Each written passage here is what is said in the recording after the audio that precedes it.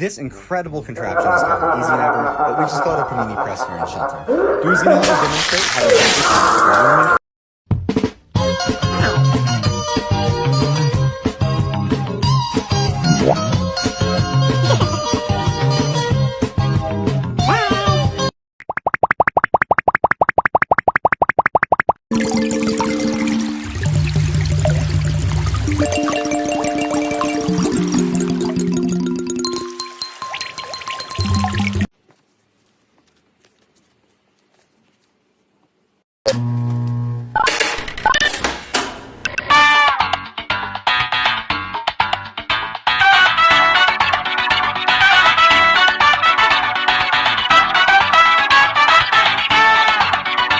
It's Tuesday, which means Oreo gets to recreate 9/11.